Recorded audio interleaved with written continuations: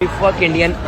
जय श्री राम मित्रों, मैं आपका भाई रमेश निषाद हूं। दोस्तों, कल मैंने दिल्ली के जंतर मंतर का प्रोटेस्ट को लेकर एक वीडियो बनाई थी, जिसमें मैंने बताया था कि किस प्रकार से कुछ अराजक तत्वों के द्वारा कुछ अराजक तत्व, ये वाक्य मैं दोबारा बोल दे रहा हूँ, इसलिए बोल रहा हूँ क्योंकि कुछ चमचों को अराजक तत्व और छात्रों के बीच में फर्क ही समझ नहीं आता है।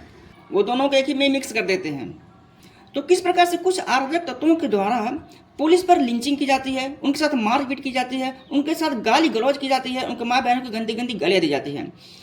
अब इसी वीडियो पर कुछ लोग इतना भड़क गए तो मेरे कमेंट बॉक्स में आकर मुझे कह रहे हैं कि तू बहुत बड़ा ज्ञानी पढ़ा हुआ है, तुझे बहुत ज़्यादा ज्ञान है, आ गया ज्ञान देने के लिए, तुझे कुछ आता पता तो है नहीं कि देश में चल क्या रहा है, तू बीजेपी का ब्रह्मास्त्र किया हुआ अंधभक्त है। तो मैं इन जैसे लोगों को बता दूं कि इससे पहले भी मैंने वीडियो बनाई है, जिसमें मैंने दिल्ली पुलिस के द्वारा छात्रों पर किया गया बर्बरता से लाठीचार्ज का भी मैंने जिक्र किया। उसमें मैंने बात करी, उस पर मैंने उसका विरोध भी किया है।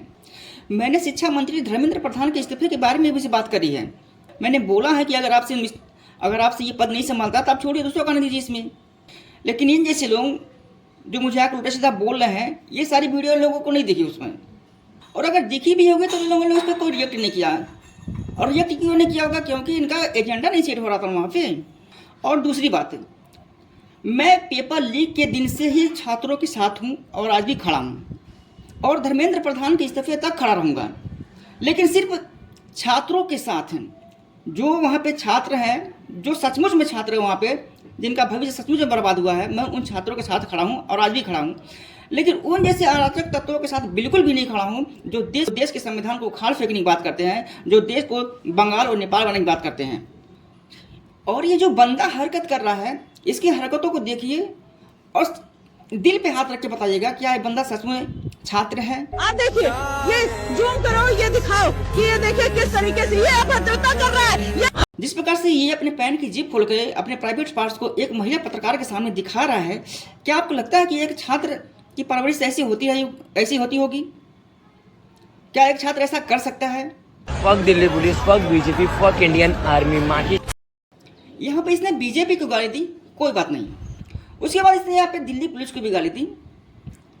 चलो, हो सकता है प्रोटेस्ट में आया हुआ था, एक आध लाठी पड़ गई उसको, फ्रस्ट्रेशन में इसने दिल्ली पुलिस को भी गाली दे दी, इसको भी छोड़ते हैं। लेकिन ये जो देश की सेना को गाली दे रहा है, क्या ये किसी प्रकार से जस्टिफाई है? भाई साहब, देश की वो सेना जो देश के बॉर्डर पर ठंडी हो, गर्मी हो, बरसात हो, कोई भी मौसम हो, डट के खड़ी हुई है और हमारे लिए खड़ी हुई है ताकि हम अपने देश में सुरक्षित रह सके, वो देश की सेना किस प्रकार से गाली दे रहा है? क्या छात्र कहलाने के लायक है? अब कुछ दिल पर हाथ रख के बताइए, क्या छात्र हो सकता है? लेकिन कुछ चमचों को ना ये सब चीज़ें दिखाई नहीं देंगी। अब दिखाई क्यों नहीं देंगे? क्योंकि ये इनके एजेंडे में सेट ही नहीं होता है।